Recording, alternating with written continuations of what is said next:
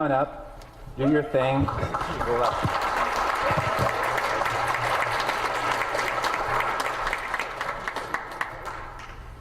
Have you ever wondered why Canada is in debt? Have you ever wondered why the government forces Canadians to pay so many taxes? Have you ever wondered why the bankers from the largest private banks are becoming wealthier and the rest of us are not? Have you ever wondered why the gross national debt is over $800 billion? Or why we are spending $160 million a day on the interest of the national debt? That's $60 billion a year. Have you ever wondered who receives the $60 billion? What I have discovered is the banks and the government have colluded to financially enslave the people of Canada. I will share with you 3 important points of reference, which will hopefully spark enough interest and concern for you to continue the research on your own and to engage your government to stop this criminal act against the people of Canada.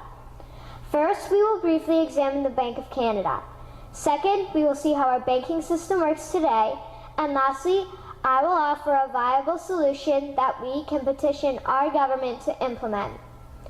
A very little known figure in Canadian history is J.O. Graham McGeer. He was a lawyer, member of Parliament, and mayor of Vancouver. His contribution to Canada is probably the greatest in our history. He championed the creation of the National Bank of Canada, whose sole purpose is to create and manage Canada's money. It was formed on July 3, 1934, and owned by all Canadians.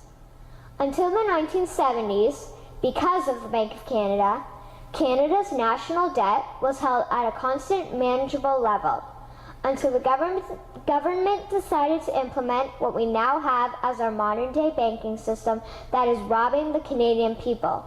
So how are they robbing us? Allow me to explain how our private banks and government work today.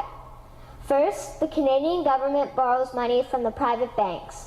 They then lend the debt-based money to Canada with compounded interest.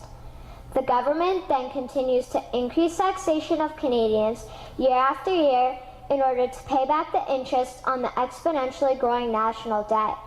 What results is inflation, less real money for Canadians to spend into our economy, and the real money being used to pad the pockets of the banks.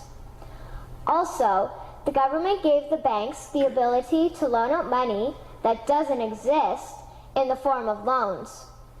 When a bank gives you a mortgage, which literally means a death pledge, or a loan, they don't actually give you money. They click a key on a computer and generate the fake money out of thin air. They don't actually have it in their bank vaults. Presently, the banks only have $4 billion on reserve, but they have loaned out over $1.5 trillion. To quote Graham Towers, each and every time a bank makes a loan, a new bank credit is created. New deposits, brand new money. Broadly speaking, all new money comes out of a bank in the form of loans. As loans are debt, then under the present system, all money is debt.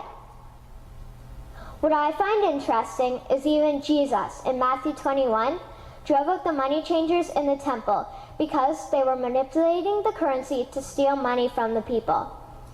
The private banks are just like the money changers in Matthew 21. They are defrauding and robbing the people of Canada, thus their freedom, and they need to be stopped. How should the banking system work? In an infamous interview, Mr. McGeer asked Mr. Towers, "Can you tell me why a government with power to create money should give that power away to a private monopoly and then borrow that which Parliament can create itself back at interest to the point of national bankruptcy?" Mr. Towers replied, "If Parliament wants to change the form of operating the banking system, then certainly that is within the powers of Parliament. In other words, if the Canadian government needs money, they can borrow it directly from the Bank of Canada.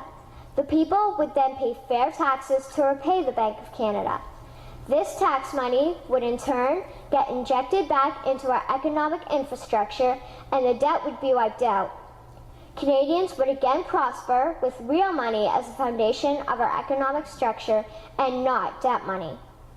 Regarding the debt money owed to the private banks, such as the Royal Bank, we would simply have the Bank of Canada print the money owing, hand it over to the private banks, and then clear the debt with the Bank of Canada. And yes, we have the power and lawful right to do so. In conclusion, it has become painfully obvious, even for me, a 12-year-old Canadian, that we are being defrauded and robbed by the banking system and a complicit government. What will we do to stop this crime? What will we do to ensure that the next generation will live free and clear of the debt-based economy that enslaves them to the banks? Margaret Mead said the following, and I hope that all of you remember this.